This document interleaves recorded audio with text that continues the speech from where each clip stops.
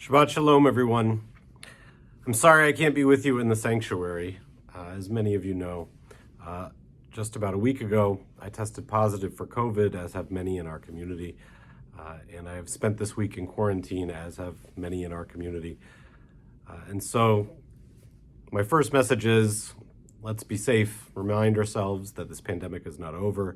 As many of us have learned firsthand, let's do our best to stay healthy and not spread this virus any more than we can, which is why I'm not there in person tonight.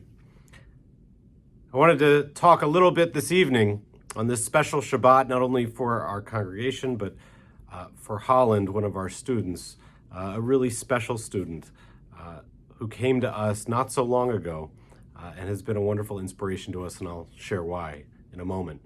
But first, a little bit about my week. And so, like many people, I was stuck in bed.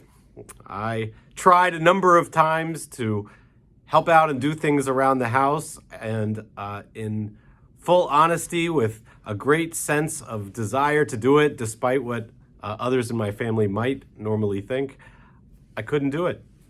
I would get out of bed, I'd go downstairs, I'd start to do some dishes, get some things done while Carrie was at work and the kids were at school. Because when they were home, I hid in the guest bedroom, quarantining from them so that they wouldn't get sick, which, at least to this point, they haven't, thank God. And I have to tell you, as much as one might think, this sounds like a Shabbat. This sounds like what rest should be. It should be laying in bed, doing absolutely nothing with no worries. I have to tell you, it's far from it. We're told by Eric Fromm that the concept of work is not just when we do physical effort, that work is anytime that we interfere constructively or destructively in the world. Therefore, Shabbat should be the opposite. Shabbat should be what I did this week. It should be laying in bed doing nothing, making no difference, positive or negative, in the world. The problem is, that's not what Jewish time looks like. Our time is intended to be spent doing things, creating things, building things, helping others, making the world different. And when we are stuck in bed, we are not experiencing a Shabbat. I share this now because sometimes we think that rest, holy, sacred rest, as our tradition teaches, is intended to be neutral. It's intended to be quiet. It's intended to be a break from work.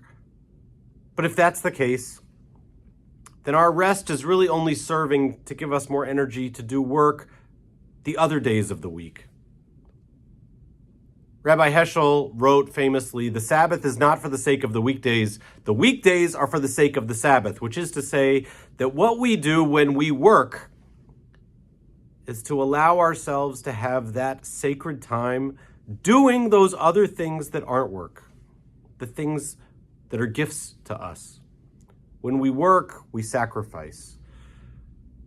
When we're sick, in bed, we suffer. Sometimes when we're out in the world, as we have this past week, we see that there are challenges. Challenges that we talked about earlier this week in Ukraine, as we have for the previous months. But also locally, we heard of two anti-Semitic instances, one at Kent State University and one at Orange High School, as a lacrosse player had a swastika from the visiting team on his leg. So sometimes what scares us forces us to work. Judaism has a lot of work. We have to work to combat these ideas. We have to work to speak up. We have to work to go make arguments with school officials and neighbors and politicians. It's work. It's hard. And we feel a Jewish obligation to do it. We have to work to make Shabbat happen at the synagogue. We have to work to make Shabbat happen in our homes. And the same is true in life. There's a lot of work. So what are we supposed to do when we take a break? It's supposed to be a gift. It's supposed to be something that brings us joy, that brings us closer to those whom we love, brings us closer to a community. I know a lot of this is not surprising to many of you, but I share it because so often I see how our approach to life, our approach to Judaism, our approach to community is one that we look at with exhaustion. We're tired of doing the work. And so we just stop. We take a Sabbath, a break. This Shabbat, we're blessed to have a wonderful, wonderful student of ours, a student who understands that Jewish time is not about taking a break. Jewish time is about elevating what's most important. Holland came to us about a year ago, having almost no Jewish experience personally, and said, I want this for me. I want a bat mitzvah. She went to her parents. They've been incredibly supportive, and we've loved getting to know them. This weekend, we celebrate a child who came to us and said, I want to be a Jewish adult, not because I need a break from all the hard Jewish work that you have to do to be Jewish, and not because I'm tired of fighting anti-Semitism, and not because life needs to give me a break, but rather because I think there's a gift here. Many of you know that on a child's bar or bat mitzvah in our congregation, it has become our tradition that we give that child a gift. Unfortunately, since I cannot be at the bat mitzvah tomorrow morning, it's an honor to give Holland her gift this evening. And it's fitting for the Torah portion that you'll speak about tomorrow, Holland, and for the way in which you came to our congregation, that the gift we give you is a Shabbat clock. It is a clock that reads differently. And so let me share with you the prayer that it holds, the way that it allows you to look at the hours of the day. Begin with the words from our prayer book.